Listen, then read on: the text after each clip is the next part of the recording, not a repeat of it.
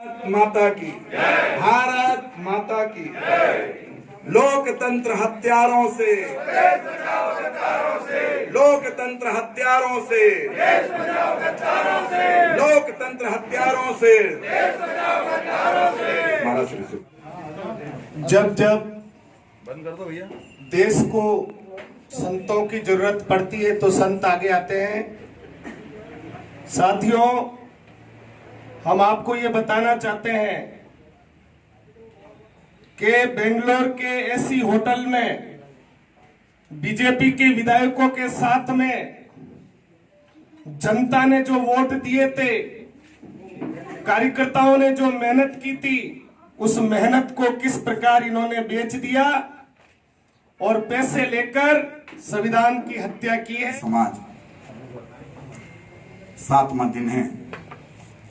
जिस जिले में विधानसभा का चुनाव होना, उपचुनाव, जहां गद्दारी की है, लोकतंत्र की हत्या की है, उसी के तहत पूरा संत समाज हर जिले में प्रेस कॉन्फ्रेंस के जरिए, चूंकि कोरोना जैसे महामारी है, उसको देखते हुए हम लोगों ने गली मोहल्ले जाने की बजाय केवल जिले में प्रेस कॉन्फ्रेंस कर रहे हैं। उसके आपके द्वारा जनता जनार्दन से अनुरोध कर रहे हैं कि आपका दिया हुआ वोट इन 25 गद्दारों ने बेच दिया है। इन्होंने आपको बेच दिया है, ये खुद भी बिक गए। मुझे लगता है कि अब धर्म और अधर्म की लड़ाई आ गई। एक तरफ धर्म है और जनता जनार्दन है, दूसरे तरफ अधर्म के साथ 25 गद्दार और बीजेपी है।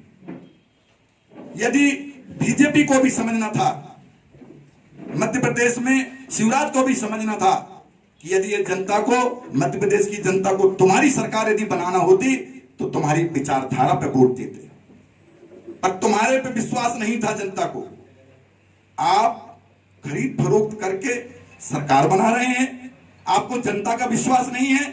जनता ने 15 साल दिए थे, अरे आपने 15 साल काम जो नहीं किया, वो कमलनाथ सरकार ने 15 महीने में काम करके दिखाया है। अब धर्म और अधर्म की लड़ाई है, सत्य और सत्य की लड़ाई है। संतों का कर्तव्य है कि अंधेरे से हो गई। हम संत समाज हैं, ये मध्य प्रदेश में तो लोकतंत्र की हत्या करने से हमारा दायित्व तो हम बचाना चाहते हैं। संविधान के अनुरूप चलो, हम आपके साथ खड़े हैं। और ये बात, यदि मैं आपसे एक बात और कहना चाहता हूं कि यही काम यदि कांग्रेस भी करती तो पूरा संत समाज कांग्रेस के साथ भी खड़ा होता, कांग्रेस के विरोध में खड़ा होता। परंतु जो भी गलत काम करेगा, 25 गद्दार हैं, गद्दार। आपको ऐसा लगता है कि लोकतंत्र बचाने के लिए, संविधान बचाने के लिए हम कहां कह रहे हैं कि कांग्रेस को वोट दो? हमने पहले कह दिया किसको वोट देना है, ये जनता का कर्तव्य है। उनके मन की बात किसे वोट देना है। पर जो लोकतंत्र की हत्या करे, जो बेईमान बने, जो जनता की वोट बेचे, उन्हें तो वोट नहीं देना। अब इसे आप जो समझे। बाबा, आपने जैसा कहा संत समाज पूरा जा रहा है, तो आपके साथ और कौन कौन ख्याति प्राप्त संत है? नहीं, अब देखिएगा, जिन्हें लगता है मध्य प्रदेश के संत समाज, हम लोग बहुत सारे, चूंकि महामारी है, संत समाज जो है कांग्रेस या बीजेपी का मोर्चा नहीं संभाल रही। संत समाज जो है, लोकतंत्र की हत्या हो रही है, संविधान का चीरहरण हो रहा है मध्य प्रदेश में, इसीलिए संत समाज आ गया है। और हम लोग नहीं कहते किसको वोट देना है, किसी को वोट दें। जनता जहां देना चाहता है, मतदाता जहां वोट देना चाहता है, जो उचित समझे उनको ना दें, जिन्होंने ये 25 गद्दारों ने गद्दारी की है। बाबा जी, ये तो एक अहम सवाल ये है कि अभी जो जिन्होंने पार्टी बदली है उनको आप गद्दार कह रहे हैं। ये जब संकट आया था तब आपने भी बयान दिया था कि 4 विधायक जो हैं आपके संपर्क में हैं, जो जब चाहेंगे कमलनाथ जी से मैं मिलवाऊंगा। सुनिए, हमारे संपर्क में रहे हैं, परंतु हम ऐसे काम नहीं करने देते।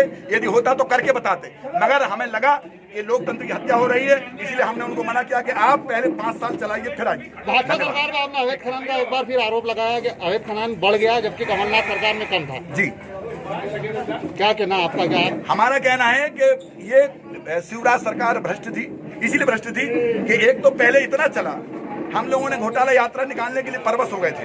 इसके बाद नर्मदा का जब हमें काम मिला तो इन्होंने करने नहीं दिया, और अब जब कमलनाथ सरकार आई तो लगातार कार्रवाई होती रही। जब कुछ परसेंटेज कम हुआ तो आने वाले समय में जैसी फिर पुनः सरकार बन गई, तोड़ मरोड़ के खरीद फरोख्त के इन्होंने फिर सरकार बना ली। सबसे बड़ी बात तो इनको ये कहना चाहता हूं कि नर्मदा की के तरफ तो कम से कम उनका दर्द, तुम नर्मदा के किनारे रहते हो सीएम मुख्यमंत्री जी, कम से कम तुम्हें उसका दर्द तो समझना चाहिए। नर्मदा काम आपको फिर से मिला तो आप लेंगे, शिवराज जी देंगे? हाँ बिल्कुल। मैं तो देखिए, मुझे पार्टी से लेना देना नहीं है, नर्मदा से लेना देना है।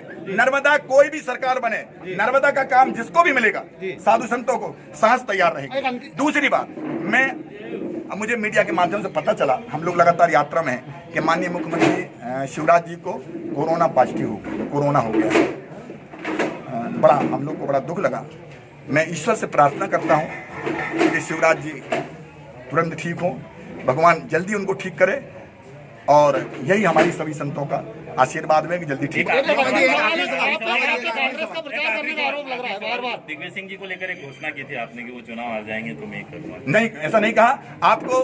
यही तो बात है, किसी बाबा कोई दूसरा करे। हमारे कंप्यूटर बाबा फेमस है, कई बार मुझे कई फोन भी आए, मैंने उन्हें समझाया कि मैं मिर्ची बाबा नहीं, कंप्यूटर बाबा हूँ। अच्छा, कांग्रेस का प्रचार करने का आरोप लग रहा है लगातार। अब कोई लगाए, किसी को, आपको भी कुछ भी लगा सकते हैं कि आप पक्ष वाले दिखाते हो, तो इसके लिए कुछ नहीं कर सकते। 15 महीने नदी न्यास के अध्यक्ष रहे, बड़ी उपलब्धि कोई? बहुत बड़ी उपलब्धि।